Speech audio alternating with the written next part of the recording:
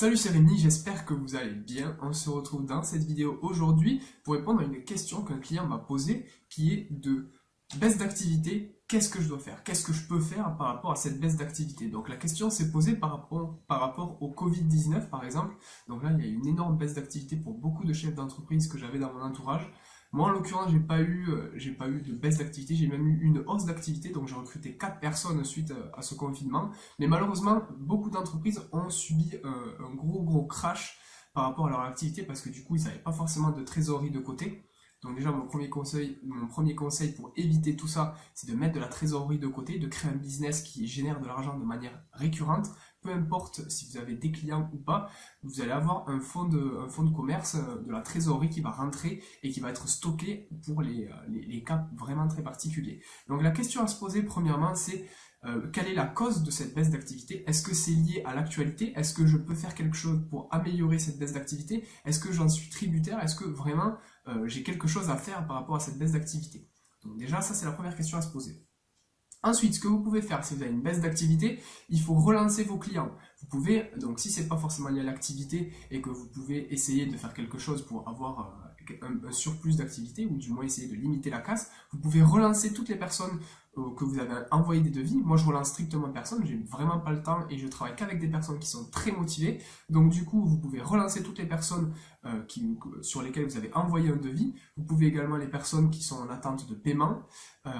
Ensuite, donc du coup, vous pouvez essayer d'améliorer votre visibilité. Donc ça, c'est super important. Si vous avez déjà relancé tout ce qui est devis, facture d'acompte, facture tout court, essayez déjà de clôturer tous vos contrats, tous vos projets qui sont en cours pour vraiment, voilà, vous avez du temps devant vous, vous n'avez pas beaucoup de travail, clôturez ce qu'il y a à clôturer parce que s'il faut, vous êtes en train de travailler dessus depuis un moment. Et ensuite, améliorer votre visibilité. Pourquoi améliorer sa visibilité? Tout simplement, déjà, en étant présent sur tous les réseaux sociaux. Si vous faites du B2B et que vous êtes sur LinkedIn, si vous êtes sur Facebook, etc., sur tous les réseaux professionnels, vous allez pouvoir avoir des personnes. Vous allez pouvoir avoir des personnes qui s'intéressent à vous, qui vont aller sur votre site internet.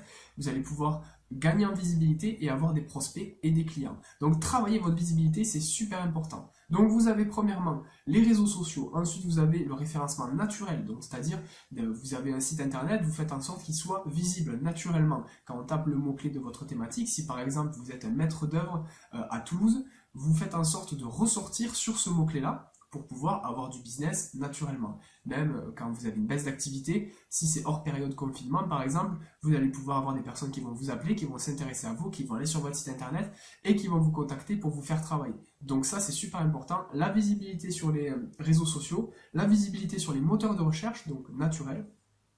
Vous avez aussi la publicité qui est du référencement payant, donc c'est du SEA, contrairement au SEO qui est organique.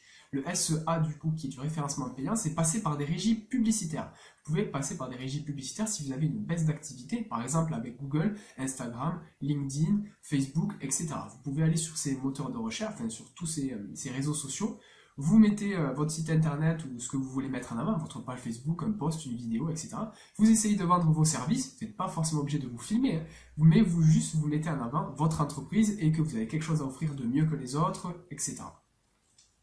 Ensuite, vous pouvez également relancer votre réseau. Si vous êtes une entreprise, ça veut sans doute dire que vous avez des clients, ça veut sans doute dire que vous avez des prospects, des personnes qui s'intéressent à vous, toutes les personnes qui vous envoient des emails. Vous pouvez relancer votre réseau professionnel également si vous êtes dans un réseau de chefs d'entreprise comme le BNI, Protéines, etc. Tous ces clubs de chefs d'entreprise sont des personnes qui travaillent entre eux, qui se font des recommandations. Donc n'hésitez pas à aller vers eux. N'hésitez pas à aller vers eux en leur expliquant, voilà, j'ai une baisse d'activité, je préfère être honnête avec vous, j'ai une baisse d'activité, il n'y a pas forcément de justificatif à donner, d'argument, mais voilà, j'ai une baisse d'activité et j'aimerais avoir plus de clients, donc si tu peux me recommander, j'en serais très content. Moi derrière, je vais faire le nécessaire pour te faire travailler aussi. Ensuite, vous pouvez également travailler sur votre site internet, donc ça rejoint le référencement naturel, le fait d'être visible sur les moteurs de recherche. Vous pouvez améliorer votre offre sur votre site internet, votre branding, le fait de vous vendre, le fait de raconter un peu votre histoire, le storytelling. Vous pouvez revoir un peu tout ça, votre offre, vos prestations, peut-être même vos prix d'ailleurs. Et par rapport à votre site internet, vous allez pouvoir travailler vos articles de blog, le contenu que vous apportez et donc votre visibilité. Ensuite, vous allez pouvoir, donc toujours sur votre site internet, commencez peut-être, en fonction de votre secteur d'activité, commencez à créer une offre payante sur votre site internet. Je m'explique. L'idéal, c'est d'avoir une offre payante, un produit en fait sur votre site internet et quelque chose de privé. Pourquoi quelque chose de privé? Parce qu'en fait, des personnes qui vont arriver sur votre site internet, elles vont se dire, ok, lui, il a quelque chose à m'offrir. Il m'offre par exemple une formation pour pouvoir construire ma maison tout seul. Les dernières normes en rapport avec l'actualité, les normes pour construire sa maison en 2020, tout ce qu'il faut savoir par rapport aux cosmétiques bio, par exemple. Vous mettez tous vos meilleurs conseils que vous allez offrir en échange d'un email et vous allez construire votre audience, vous allez leur offrir du contenu privé et vous allez les rediriger vers du contenu payant. Donc, qu'est-ce que vous êtes en train de faire? Vous êtes en train de vous diversifier, vous êtes en train de diversifier votre offre, vos prestations, vos produits en fait, en créant du contenu payant, du contenu privé et du contenu gratuit. Donc ça, c'est super important parce que du coup, en vous constituant une audience, vous allez engranger d'autres emails que vous allez pouvoir relancer. Ça fait encore plus de personnes à relancer en période de baisse d'activité. Vous allez également améliorer votre visibilité. Donc cette stratégie vous permet de travailler les 2 premiers points que j'ai évoqués au début.